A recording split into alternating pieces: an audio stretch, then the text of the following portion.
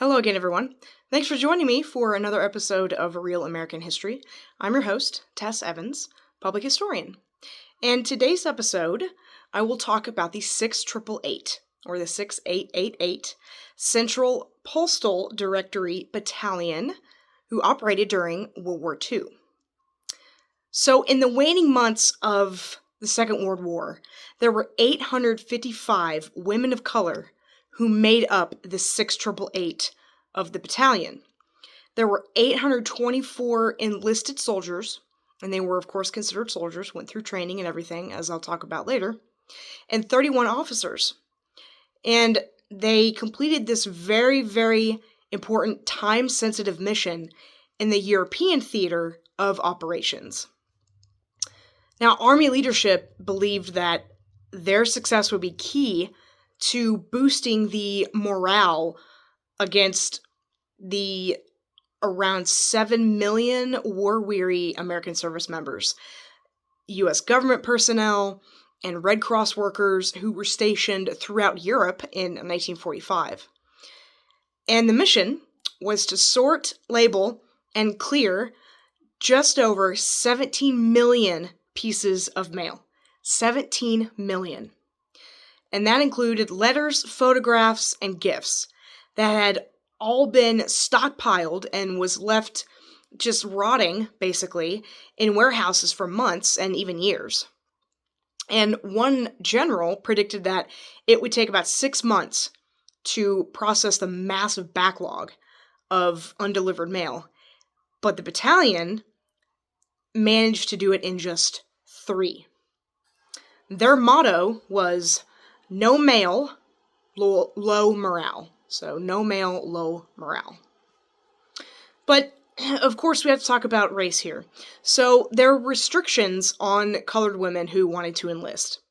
Organizations like the National Association for the Advancement of Colored People, or the NAACP, and influential black leaders were instrumental in ensuring a place for African American women in the armed services when World War II began.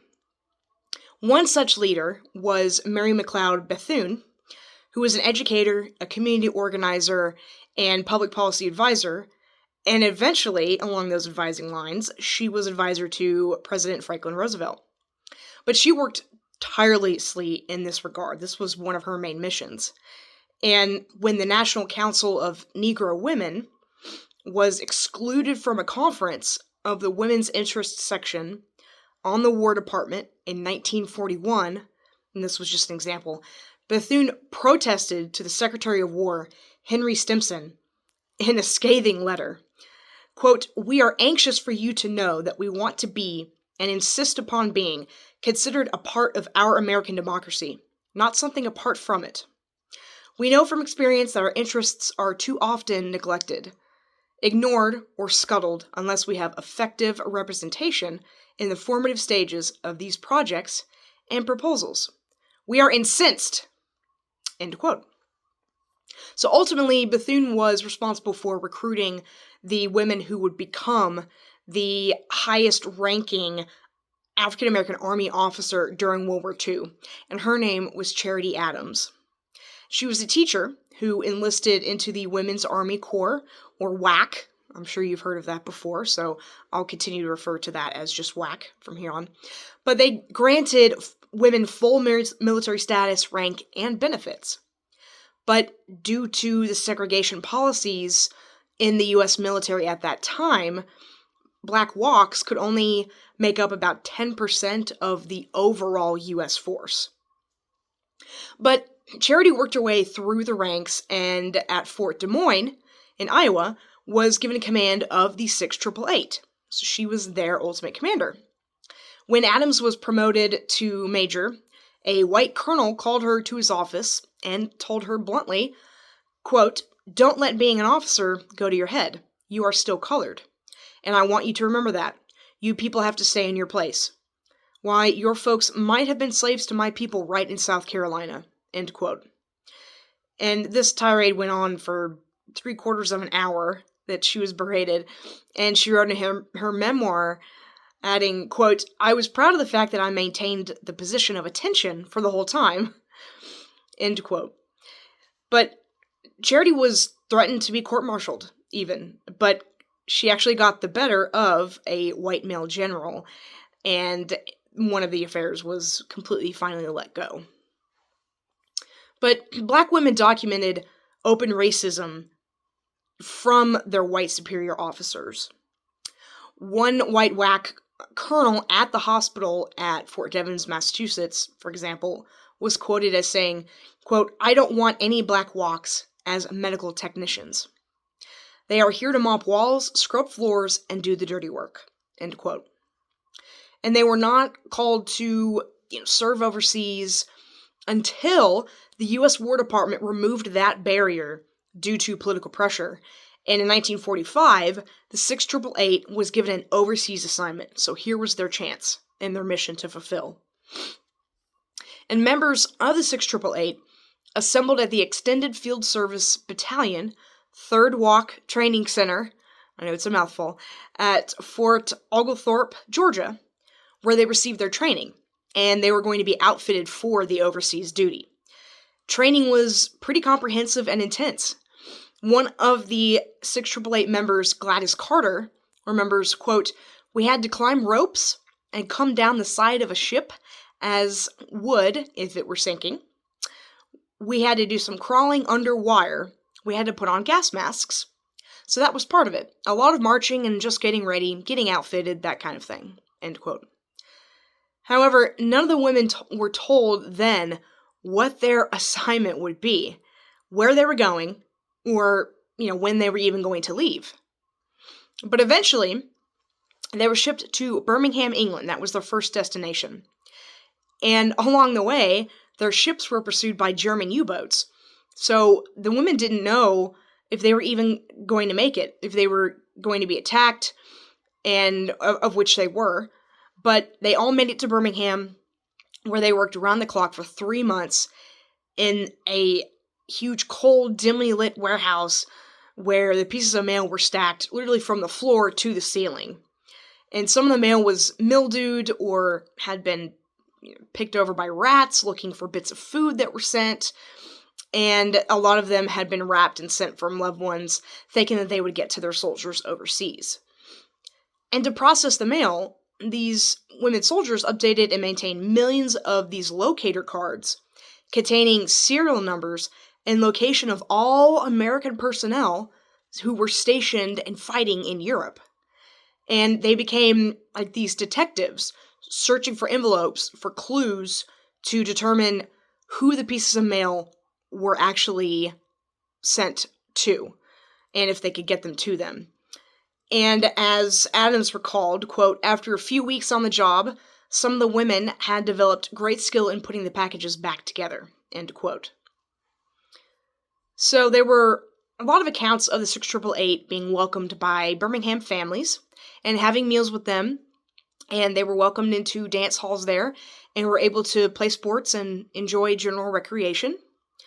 They formed their own softball team, and apparently was pretty good, because there were accounts of some of the other teams who did not want to play the 688 because they were pretty good.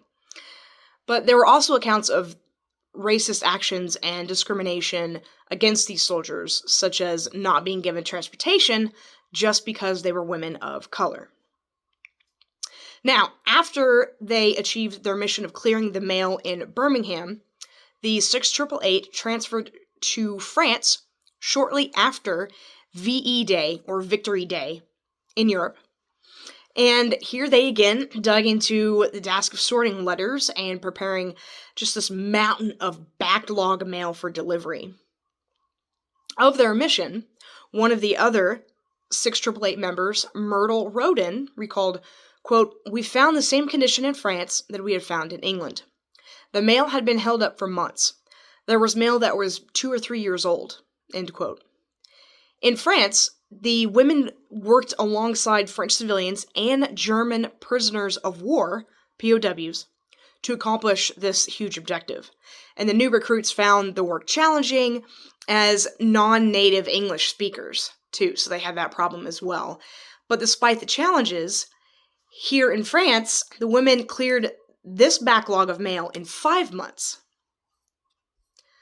So next, the unit was sent to Paris in October of 1945 to continue doing the exact same work.